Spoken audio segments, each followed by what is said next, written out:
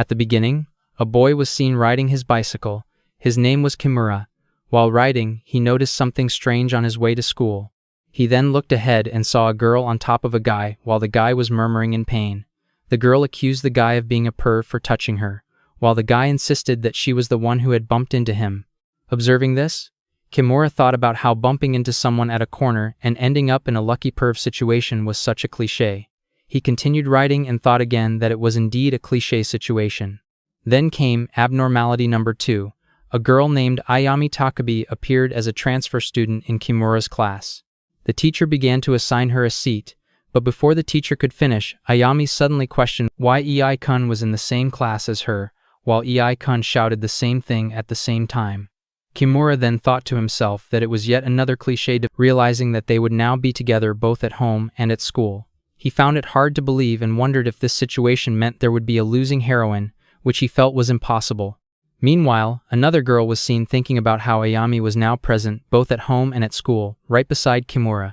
A scene followed showing 2 girls standing with the boy positioned between them.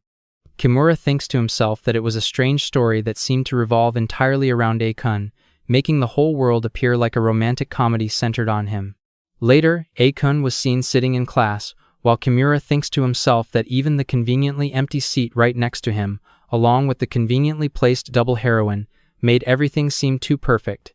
The scene then showed Ei-kun accidentally falling onto a girl while holding her breast, as Kimura thinks to himself that even the conveniently timed lucky perv moments seemed to happen just for him.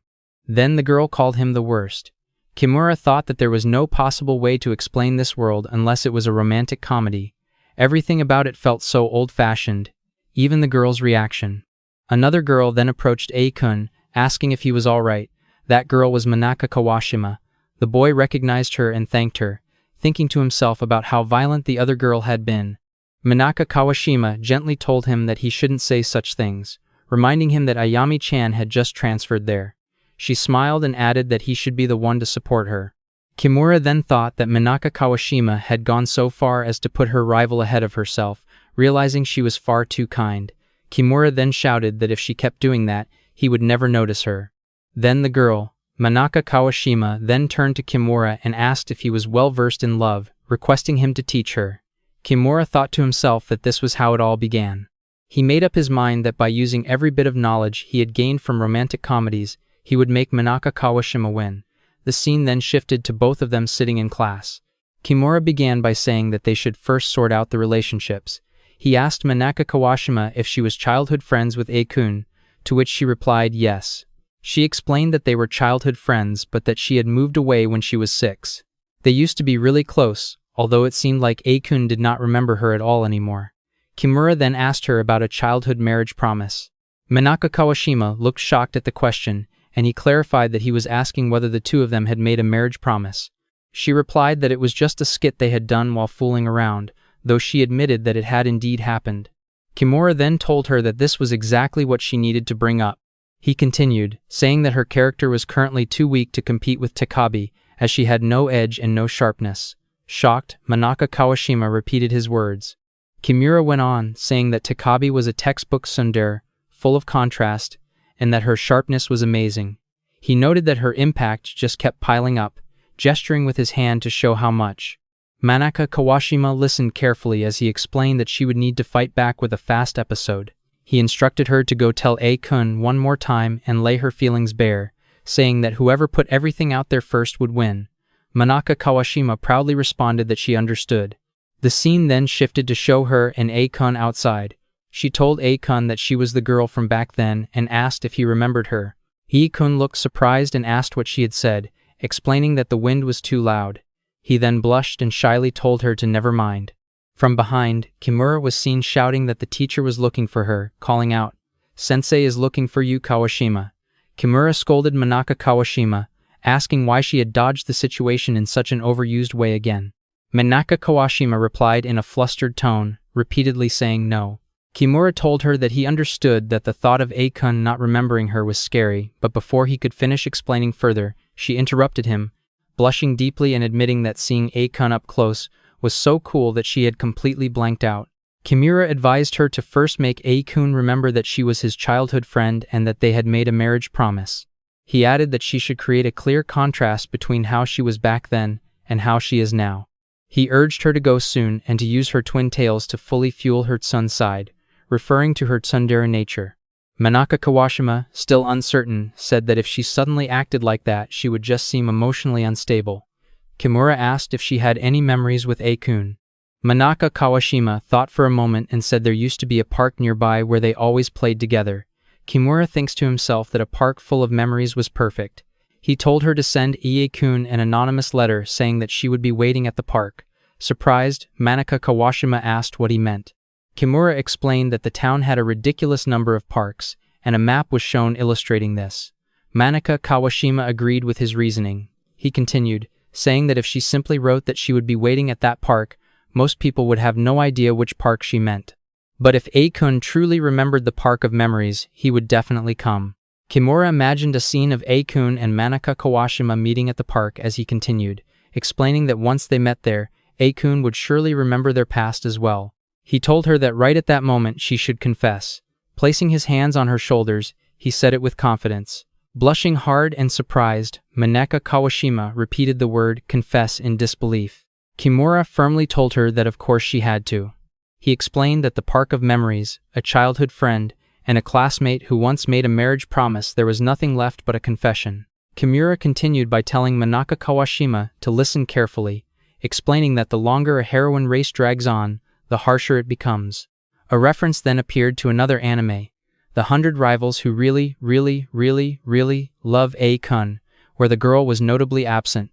Kimura went on to say that if she was going to settle things, she should do it in a short and decisive battle. Manaka Kawashima nervously said that she couldn't do it, but Kimura encouraged her, insisting that she could. The scene then shifted to both of them walking home from school. Manaka Kawashima stuttered as she wondered what she should do, worrying about what would happen if he wasn't there. She admitted that she had a feeling A-kun wouldn't show up. When she met him after so long, he hadn't remembered her, and she couldn't help but feel that everything they shared was just a thing of the past for him. That was why she was scared. Kimura reassured her, saying that it wasn't like that. He told her that most likely, A-kun remembered, but he simply hadn't connected the Kawashima from the past with the Kawashima she had become now. He said that it only meant she had grown that much more charming and told her not to put herself down. Manaka Kawashima smiled shyly and told him that he was flattering her too much, calling him Kimura-kun. Kimura then said that in a romantic comedy, the person one is waiting for will definitely show up. Manaka Kawashima asked if that was really so. As they continued walking, they eventually arrived at Sakura Park.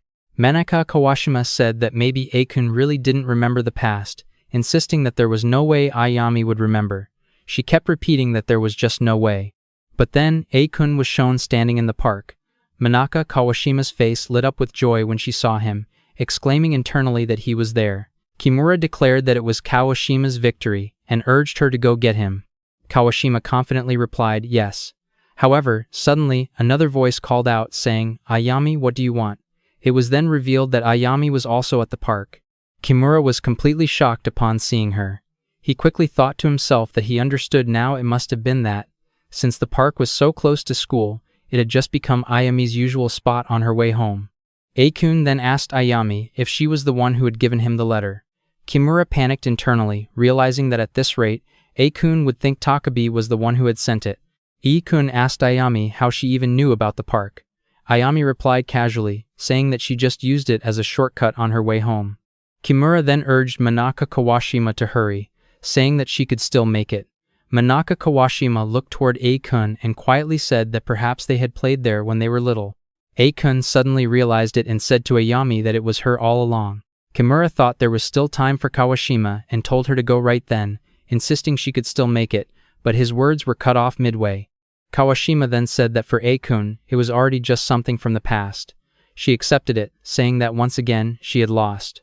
Kimura refused to accept that and immediately rode off on his bicycle, thinking that since the school was close to the park, there was still a way. As he rushed back to the school, someone called out to him from behind, asking what he thought he was doing and reminding him that it was the broadcast room. Kimura quickly apologized and said that he was just borrowing it. He explained to himself that he had always played the losing side, but just for that day, he wanted her to win. Then, speaking into the microphone, he made an announcement.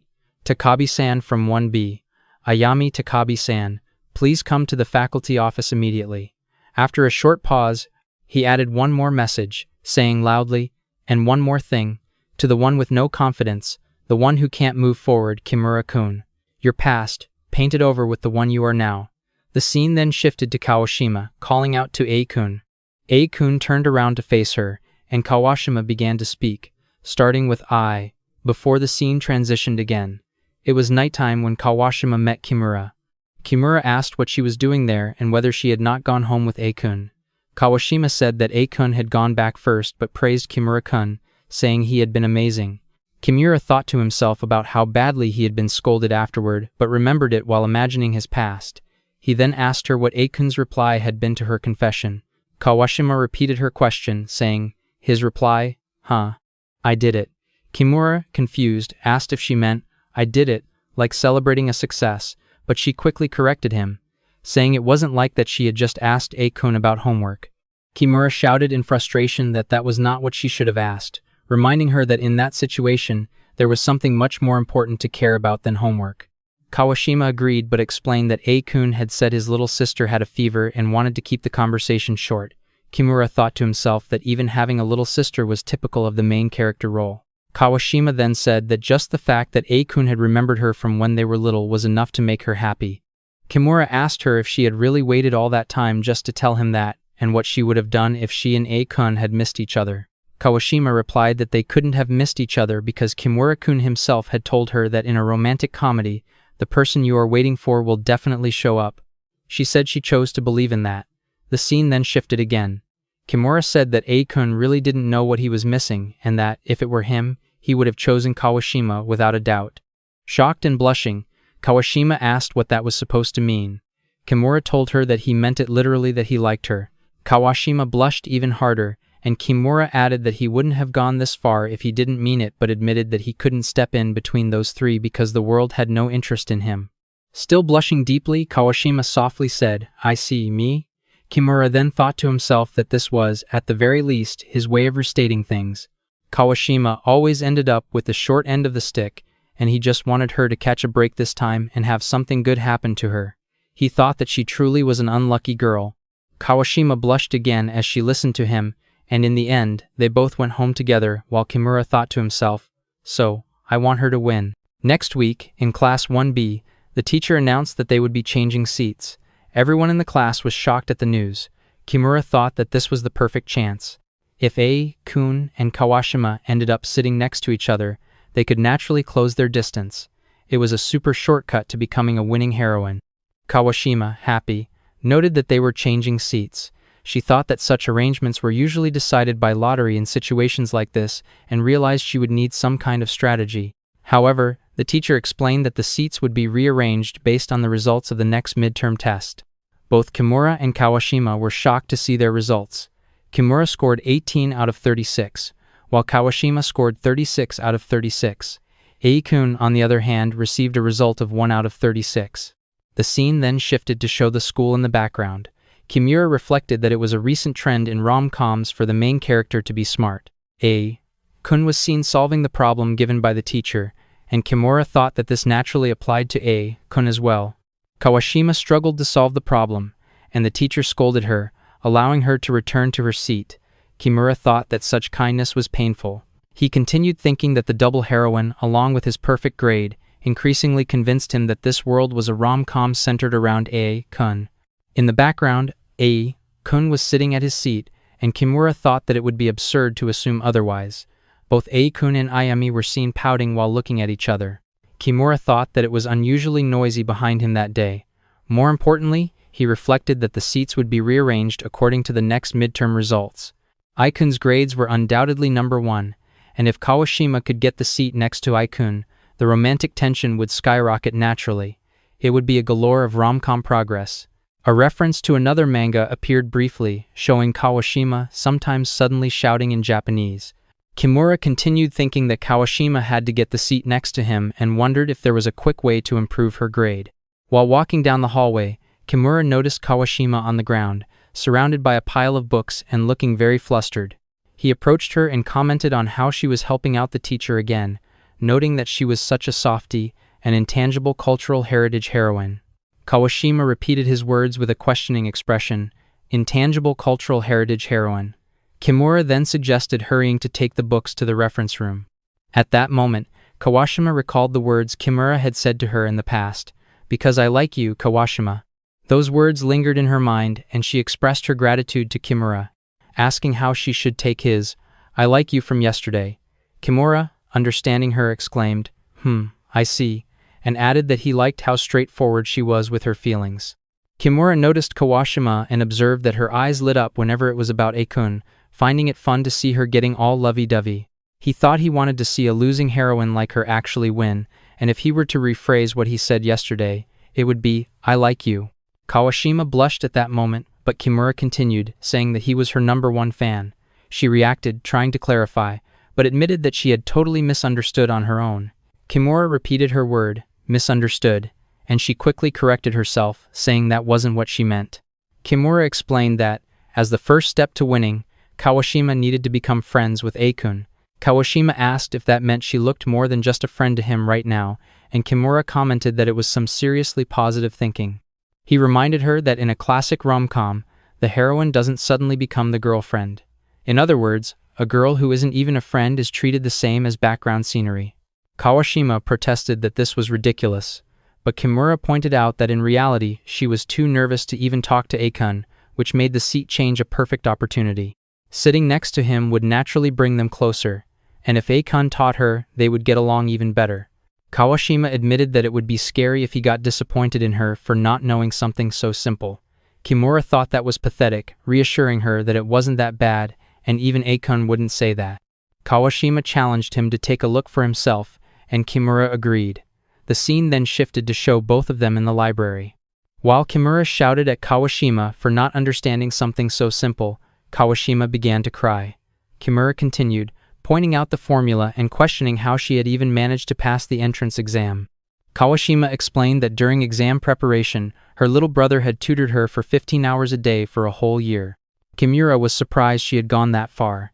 Kawashima added that Akun had always been good at studying, so she had figured he would definitely get into a top school. Kimura congratulated her on passing, and Kawashima said that she wanted to become someone who could proudly walk beside Akun. Kimura thought to himself that Akun was becoming more and more defiled. Kawashima then asked how to solve a particular part, and Kimura began explaining, trying to figure out the best way to teach her.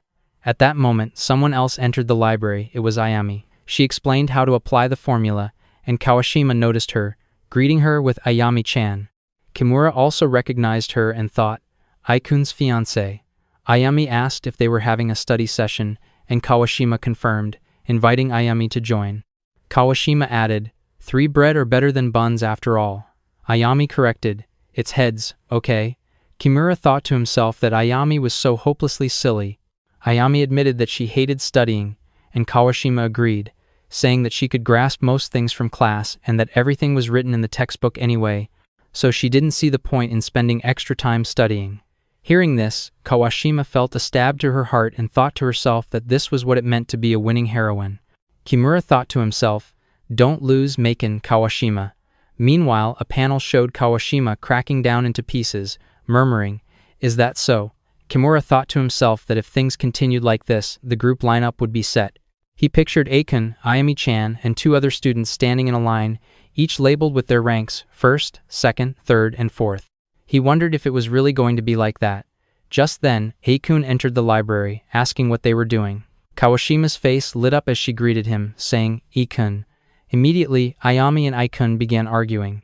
Ayami scolded him, asking how he dared show his face there and talk to her, while Akun replied that he wasn't talking to her. Kawashima pleaded for them to stop, but the argument continued. Ayami reminded him that he had barged in on her in the bath just yesterday, calling him Iraguchi. Akun retorted to stop calling him that and explained that it wasn't like looking made anything disappear, it had been mutual anyway. Kimura thought to himself that, in fact, something did disappear.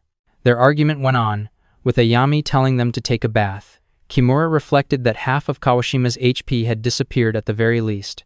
Kawashima blanked out, and Kimura urged her in his thoughts to snap out of it and regain her emotions. He wondered what even was happening, thinking that these two sounded like they belonged in an 80 seconds rom-com world. Ayami, frustrated, complained that Aiken had even broken her headband, and Aiken defended himself, saying she was at fault for leaving it there.